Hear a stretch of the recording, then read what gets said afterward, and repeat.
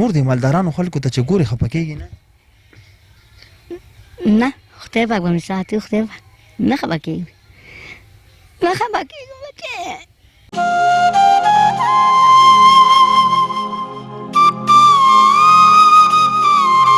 خاور مې مړ شو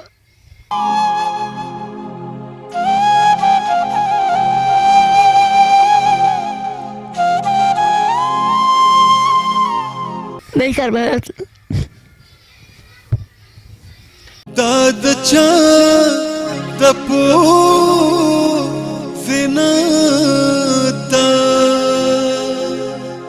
تال شوې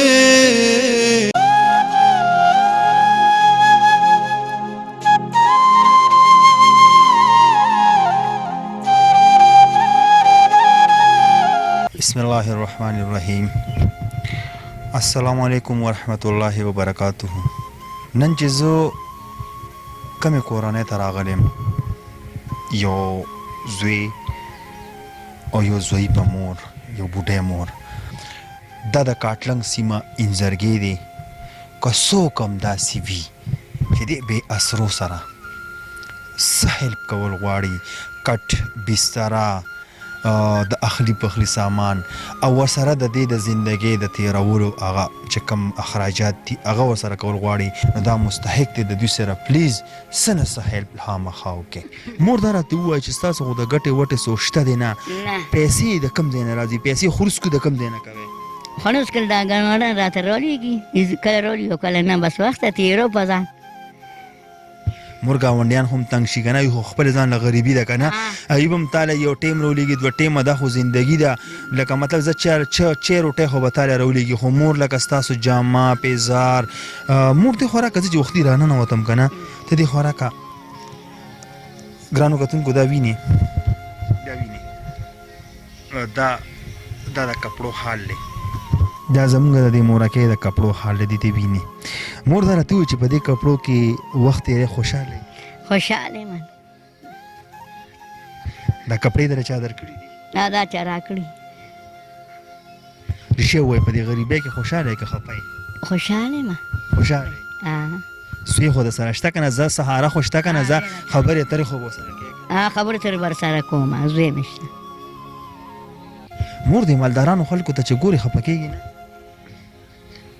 نه خدای پاک به مې ساتي خدای پاک نه خفه کېږم نه خفه کېږم بچې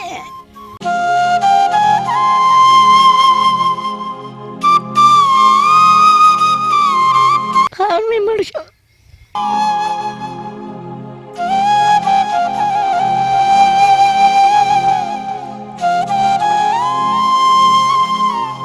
دی کار به دا د چا د پوزنه دا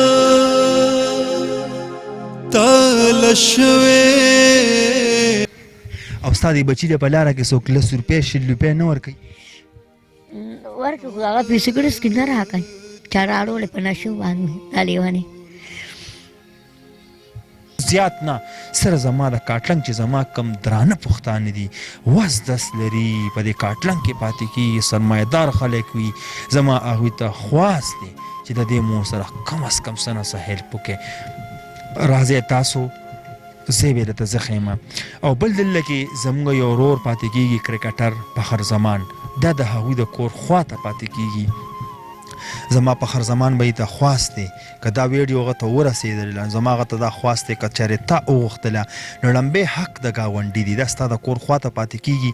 په هر زمان به یې که تا وغوښتله نو هېڅ چاته هم د دې خبرو ضرورت نشته. د دې مور دا جړه او فریاد ته ووره، پلیز تا ته منت کوم چې د دې دپاره یو 2 مرلې ځای جوړ کړه. باقي ستاسو ورو ستاسو همدرد آینه د کلتور نه ستاسو نه اجازت غواړي. ښاد او باد اوسئ. د الله په امان.